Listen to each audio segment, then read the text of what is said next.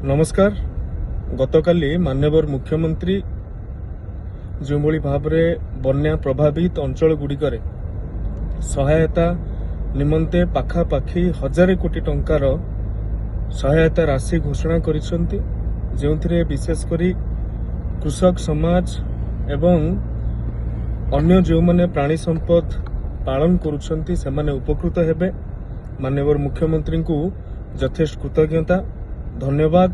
एवं ए परिप्रेक्षी रे जो भाव में जो चाष प्रभावित होईछि, चाषी माने प्रभावित होईछंती 33% रु अधिक क्षयक्षति होइथिबा जमी जो गुड़ाक अण जलसेचित से हेक्टर पिछा 8500 टंका प्रदान कराजिबो क्षतिपूरण सहायता। से भाव में जो गुड़िक जलसेचित जमी सेगुड़िक 17,000 टंका हेक्टर पिछा प्रदान कराजिबो। एवं जो 12 फसल अच्छी बा हॉर्टिकल्चर रिलेटेड फसल जोड़ाक रही से 22,500 टंका प्रदान कराजिबो।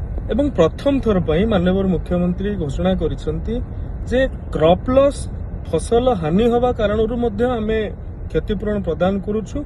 ता सहित जो माने बारंबार 3 थर 4 थर 5 थर नदी रे बन्या जल आसिलानी सेथिपई जो भाव में बारंबार तली बा तला पकेला परे भी सेमानंकर तला नष्ट होईची, चाष रे गोटे बड़ क्षति होईची। सेथिपई मध्य जो शॉर्ट टर्म बिहन अच्छे स्वल्प मियादी बिहन जो अच्छी से स्वल्प मियादी बिहन 75 दिनिया कोठी हे पारे, कोठी 90 दिनिया हे पारे। जो चाषीर निज जमी आधार रे जेते बिहन से किनी पारे, जो धरणर बिहन से किनी पारिबो से बिहन मध्य प्रदान करबा ताकू किनिबारे सहायता पाई डीबीटी आधार रे अर्थ तांकू मध्य प्रदान करा जिवो। ये प्रथम थर पई माननीय मुख्यमंत्री घोषणा करिसेंती। पनीपरिबा चाष पई 1 लाख चाषी को मिनी किट प्रदान करा जिवो, जो मिनी किट रे पाखापाखि 1.5 एकर जमी रे पनीपरिबा लागि पारिबो। सेहि बळी भाव रे प्राणी संपद जोटी हानि हेइथिबो, माछ चाष रे जोटी क्षति पहुंचैथिबो, जो भाव में तार क्षतिपूरण पाई पारिबो। जेमिति गोटे गाई की महिषी भासी गले 37,500 अच्छी, बाछुरी भासी गले 20,000 टंका अच्छी, छेली भासी गले 4,000 टंका अच्छी, जो आमर पोल्ट्री बार्ड कुकुड़ा बा बतक चाष होइथिबो सी भासी गले तार बार्ड पिछा 100 टंका। एमिति जो आधार रे आमर करा जाउछि सेही आधार रे तांकू प्रदान करा जिवो अर्थ। द्वितीय कथा, बन्यार जो भित्तिभूमि जनित क्षतिपूरण क्षयक्षति ताहाकू टेम्पररी मरामती पई तुरंत कुहा जाइछि टेम्पररी मरामती करा जिवो। एवं विभिन्न विभाग गुड़िक मध्य एफडीआर माध्यम रे तांकर क्षयक्षति जनित रिपोर्ट प्रदान करिसेंती। सेथिरे मध्य राज्य सरकार गोटे बड़ पदक्षेप नबाकू जाउछंती। एवं जेउ दिन जाए पानी छाड़ी नहीं सेही दिन पर्यंत रंधा खाद्य और सुखिला खाद्य प्रदान करा जाउछि।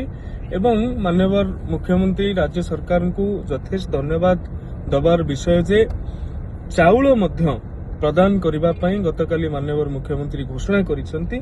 से चाउल जो भाव में रंधा खाद्य तो जहाँ को मिलूछि, सुखिला खाद्य तो जहाँ को मिलूछि, अतिरिक्त भाव में चाउल प्रदान करा जिवो।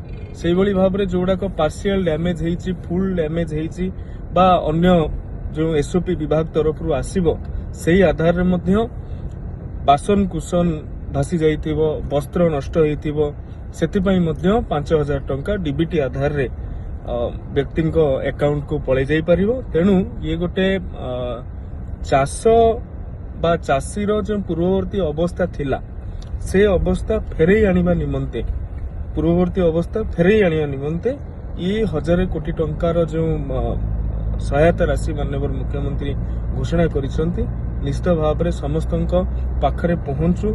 समाजर प्रत्येक व्यक्ति एथिरे निजे चिंताशील होइकी निजे याकू केउंबली भाव में प्रणयन करिहबो। जेते नेतृत्व अछंती, जेते स्वेच्छासेवी संगठन अछंती, जो माने विपन्न सेमानंकु केउंबली भाव में सरकार मेकानिज्म पाखरे पहुंचई हबो। सरकार मध्य प्रशासनिक अधिकारी मध्य एमाने चाहिबे जो मानक पाई ये कथा गुड़िक उद्दिष्ट से पाखरे पहुंचू।